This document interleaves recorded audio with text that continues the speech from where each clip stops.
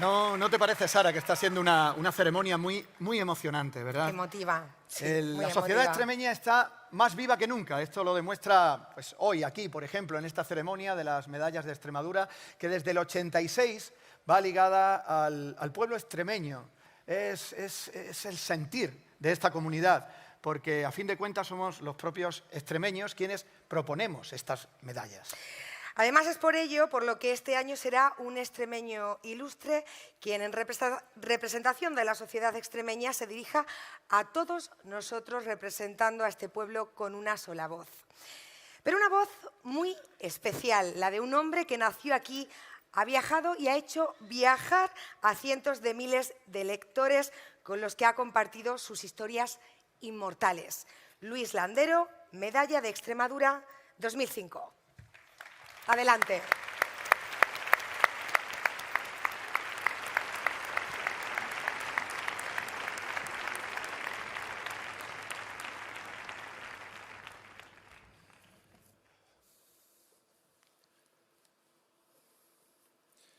Buenas noches.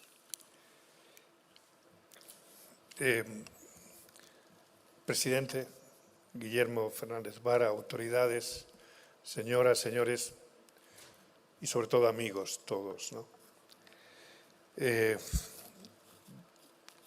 No voy a hablar de lo que significa para mí estar aquí. Gracias, presidente, por la invitación.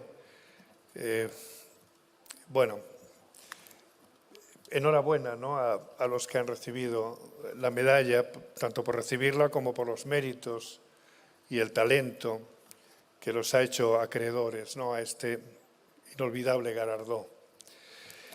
Bueno, yo no me atrevo a decir que voy a hablar en nombre de todos los extremeños, Dios me libre, pero creo que quizá alguna de las cosas que diga quizá conecten, ¿no?, con el sentimiento de muchos extremeños. Veréis, cuando yo era niño, de esto hace ya más años de los que yo quisiera, mis padres, mis abuelos, mis mayores y en general la gente de entonces solían darme un consejo que yo creo que explica algo muy significativo de la mentalidad de aquella época. Me decían, no des que hablar, no te signifiques, no llames la atención. Nada que ver, desde luego, con ciertas tendencias actuales donde tantos y tantas se esfuerzan y cifran el éxito personal en dar que hablar, en significarse, en llamar la atención. Y ese consejo, que entraña una visión moral de la vida y del mundo, está para mí relacionado con otro que es acaso el mejor consejo que yo haya recibido nunca. Haz las cosas con jeito, me decían a menudo mis padres, sobre todo cuando hacía algo de mala gana o de cualquier manera o lo dejaba medio hacer. He hablado ya muchas veces de esta palabra y no me canso de hacerlo, porque hay pocas palabras de un significado tan hondo, tan palpitante, tan extraordinario como esta. Esa palabra no existe ni tiene un equivalente en español. En Alburquerque, mi pueblo, como en toda la raya, hubo siempre mucho contrabando y entre otros productos también había contrabando léxico.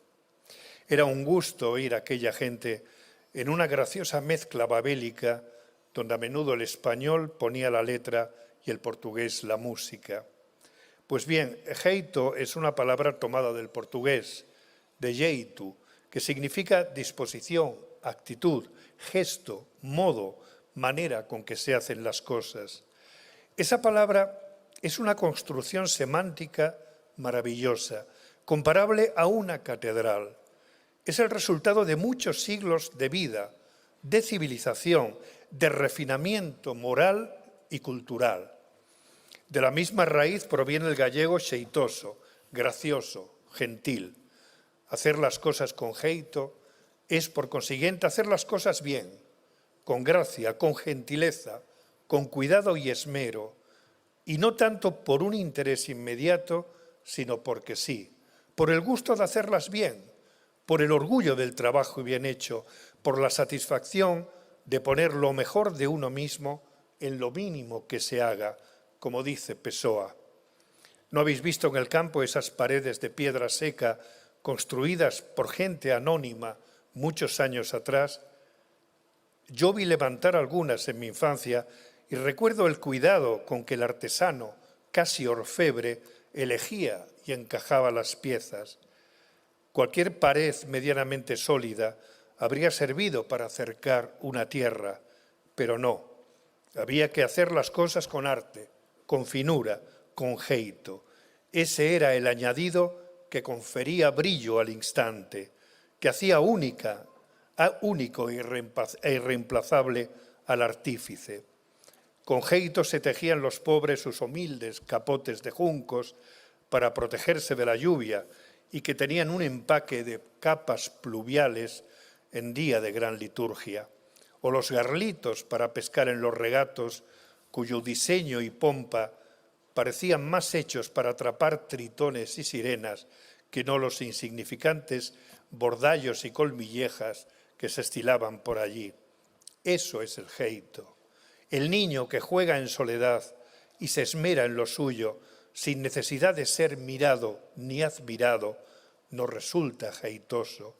Y también lo es Sócrates, y con qué profunda levedad, cuando aprende a tocar un aire de flauta en su última noche de condenado a muerte.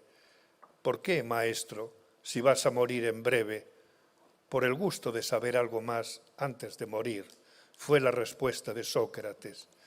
De niños nos decían que había que hacer las cosas siempre bien porque Dios nos estaba observando y juzgando en cada instante. Pero a los que no somos creyentes nos debería bastar con el valor que de por sí tienen las cosas bien hechas para hacerlas por eso mismo lo mejor que sepamos. Óscar Tusquets, el arquitecto, analiza obras arquitectónicas antiguas donde hay detalles magníficos en emplazamientos recónditos que escapan a la mirada del curioso. ¿Para qué se hicieron entonces y por qué tanto afán en algo que nadie lo va a ver? Y aquellos artistas y artesanos decían, Dios lo ve. Sí, es un placer trabajar con geito, hacer las cosas lo mejor posible, aunque solo sea por ese anhelo de perfección que late en lo más profundo del alma. Pero es que además, como es fácil deducir, en esa palabra hay todo un programa político y moral. Quizá algunos de vosotros esperaban que viniese aquí a hablar del tren, de ese dichoso tren que nunca acaba de llegar a estas tierras. Pues sí, de eso precisamente voy a hablar. Porque es oír hablar del tren y a mí se me revuelven las entrañas, me da un sofocón, se me caen los palos del sombrajo. Una pregunta, ¿os imagináis que la mayoría de nuestros políticos, la mayoría, no todos, la mayoría, los de hoy, los de ayer, los de siempre, fuesen jeitosos?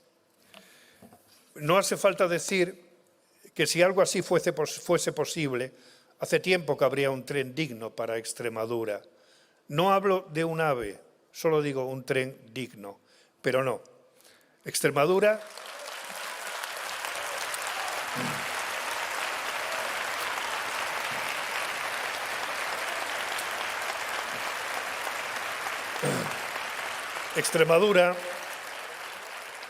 Extremadura sigue estando muy lejos, es el lejano oeste, y esa lejanía es en verdad un oprobio, una humillación y una burla. Una más entre tantas que hemos sufrido en nuestra historia. Así que a cuantos políticos y mandamases les corresponda responsabilidad en este desafuero y esta afrenta, les digo, queridos políticos, iréis de cabeza al infierno.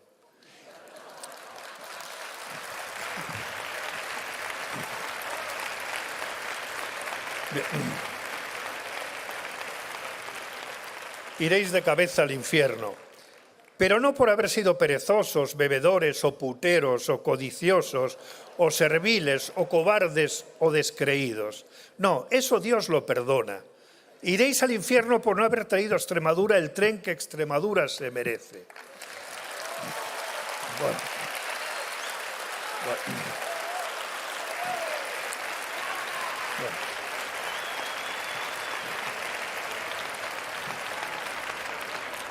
Ese pecado sí es imperdonable, porque detrás de él está la persistencia en el pecado durante muchos años y está la deslealtad, el desprecio, la injusticia, la arrogancia, la ineptitud y, por supuesto, la absoluta y lamentable falta de jeito.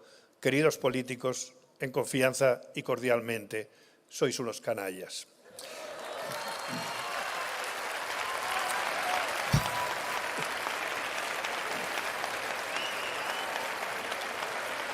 Bueno, bien, yo soy de Alburquerque. Yo soy de Alburquerque, como muchos de vosotros sabéis. En 1960 mi familia, como tantas, emigró a Madrid. Íbamos en aquellos trenes de carbón que tardaban, bueno, a veces casi tanto como los de ahora. Y uno llegaba a Madrid con la cara manchada de carbonilla y los ojos llenos de asombro, de miedo y de esperanza. Así fue. Así comenzaba aquella aventura, aquella tremenda desbandada que fue la emigración. Allí culminó lo que ahora se llama, como si fuese una novedad, la España vaciada. Ninguna región sufrió una inmigración tan masiva como Extremadura. Los emigrantes no se fueron, los echaron de su tierra. De una tierra donde no había futuro para ellos,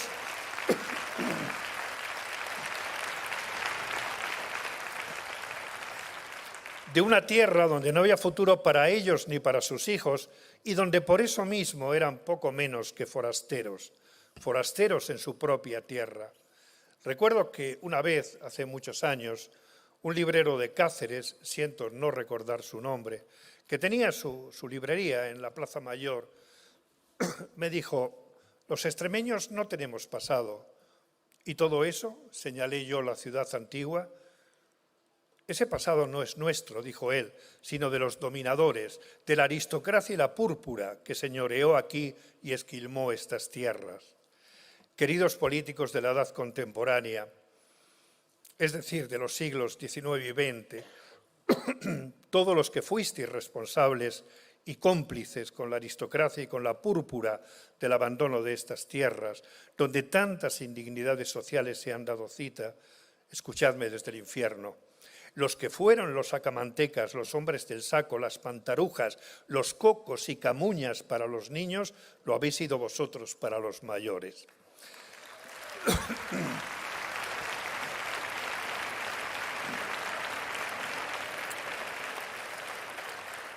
Pero vengamos al presente. La Extremadura de hoy tiene poco que ver con la Extremadura que, por ejemplo, yo conocí de niño y no tan de niño, y no digamos la de nuestros padres y abuelos. La educación, la sanidad, las infraestructuras, el comercio, la cultura, la mentalidad, las formas de vida, todo eso y más convierte a Extremadura en una autonomía moderna y pujante como la que más. Y sin embargo los tópicos siguen vigentes, al menos en parte. Y es que los tópicos cuando fraguan cuesta muchísimo ya desmontarlos. Tópicos que vienen de muy atrás, que vienen del Arra. Por ejemplo, que entre otras lindezas dice que los extremeños somos indolentes, perezosos, hijos del clima, pero obsequiosos, nobles y pacíficos. Hijos del clima, dice, así, sin sonrojo, o como se dice coloquialmente, con un par. ¿Y qué decir de Unamuno? Unamuno viajó a Extremadura cargado ya de tópicos y lo único que hizo fue confirmarlos, remacharlos. ¿Qué de generalidades y tontunas dice don Miguel sobre Extremadura? Por ejemplo, dice que el extremeño es sobre todo casinero. Y aquí que alguien detecta al fin el gran mal que aflige a Extremadura, los juegos de azar. Esa pasión por el juego explica que de aquí hayan salido tantos conquistadores, razona Unamuno. Dice, comillas, el Perú fue el tapete verde en que echaron sus cartas los Pizarro. Acabáramos. Ya me imagino yo a Hernán Cortés dudando ante el casino. ¿Qué hago? ¿Me echo una partidilla al cinquillo o me embarco para las Indias? Los extremeños tenemos un carácter aventurero, nos dice Unamuno, algo que en tiempos nos hizo conquistadores y luego ludópatas. Presidente Guillermo González Vara, vicepresidentes Juan Carlos Rodríguez Ibarra, Juan Antonio Monago, sinceramente, decid la verdad, ¿cuánta pasta perdisteis ayer jugando al póker? ¿Cómo es posible, me pregunto, que se haya tomado en serio toda esa palabrería tan estrafalaria y ridícula? Y lo que digo de Unamuno lo podría decir también de Ortega y de otros muchos.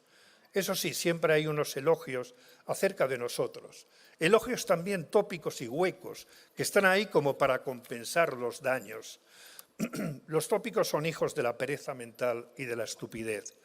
Son muy agradecidos, sí, porque quien se encomienda a ellos ya no necesita pensar, ya está todo pensado. Pensado de una vez para siempre. Así que Extremadura es víctima de los tópicos, es decir, de la pereza mental y de la estupidez. Todavía hoy, hablando con unos y con otros, al saber que unos extremeños te dicen, pues Extremadura es muy bonita y se come muy bien y los extremeños son muy majos, donde late un halago que minimice los prejuicios que aún laten sobre nosotros. Dan ganas de responder, ¿pero tú estás tonto o qué? O bien te dicen, pues en Extremadura hay muy buenos escritores, como si tuviese algo de sorprendente. Pues claro que hay buenos escritores y malos y regulares, como en todas partes. Y sin embargo ocurre que también nosotros, los extremeños, somos a veces víctimas de esos tópicos y prejuicios. Por mi parte, yo soy radical en esto y creo que todos deberíamos serlo. Ni un menoscabo más, ni una bromita más, ni una chorrada más sobre Extremadura y sobre los extremeños, aunque solo sea por higiene mental, por no incurrir en la pereza y en la estupidez. Solo una cosina más para acabar, que ya está bien de cháchara. Yo he contado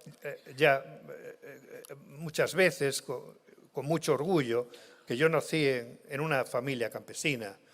Mis padres, mis abuelos, mis tíos, todos, sin excepción, eran campesinos. Apenas habían ido a la escuela. El tiempo justo para aprender malamente a escribir, a leer y a hacer las cuentas. Algunos eran analfabetos o semianalfabetos. En ninguna casa de mi numerosa familia había libros. No hace falta, no. En ninguna casa de mi numerosa familia había libros. Todos, sin embargo, respetaban mucho la cultura. Ay, gracias.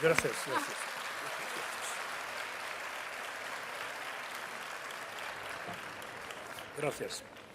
Todos, sin embargo, en mi familia respetaban mucho la cultura, respetaban a los maestros, respetaban el saber y se esmeraban en hablar lo mejor que sabían y en comportarse con dignidad y educación.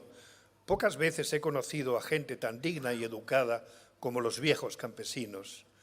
Algunos podrían pensar que eran incultos. ¿Lo eran? Desde el punto de vista de la cultura académica, sí, pero desde el punto de vista de la cultura popular, no, de ningún modo. Mi abuela Francisca, por ejemplo, que era completamente analfabeta, no era en absoluto inculta.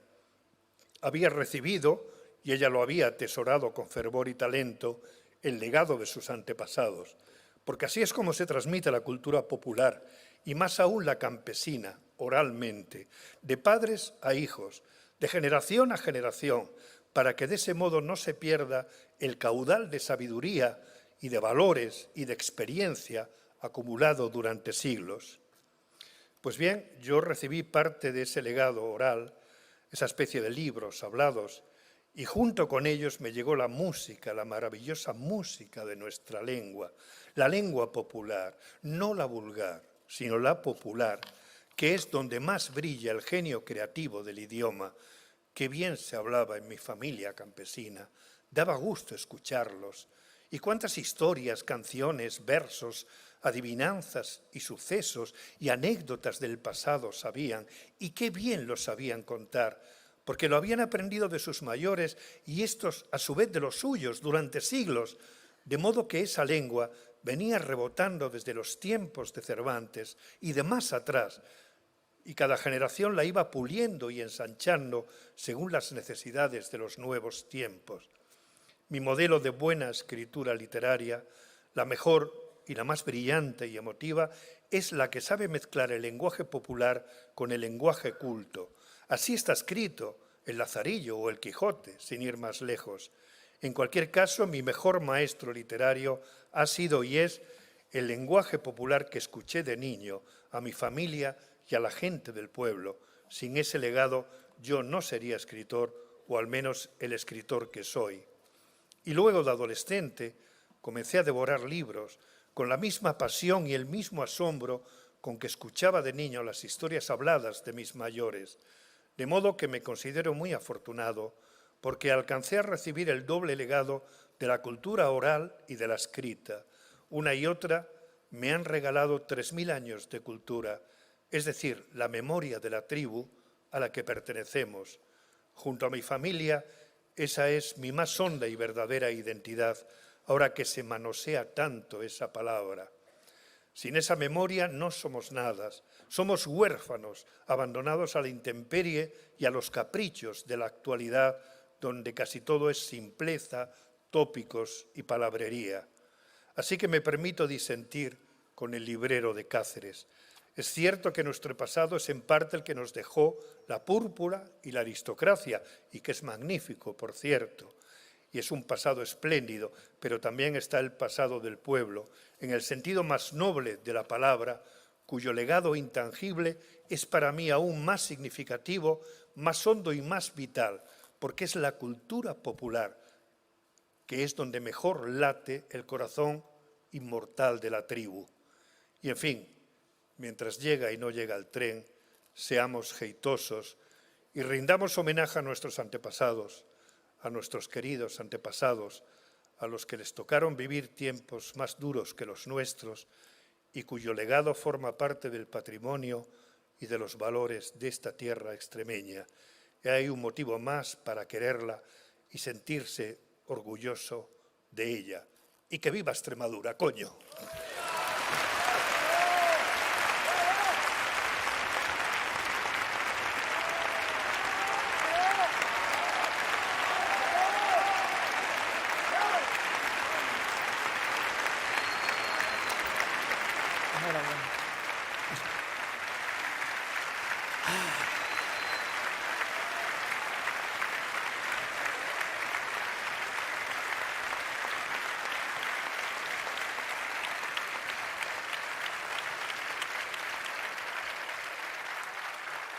Sin duda es una maravilla tener de cerca y escuchar en primera persona a alguien que tanto hemos leído, que tanto hemos admirado.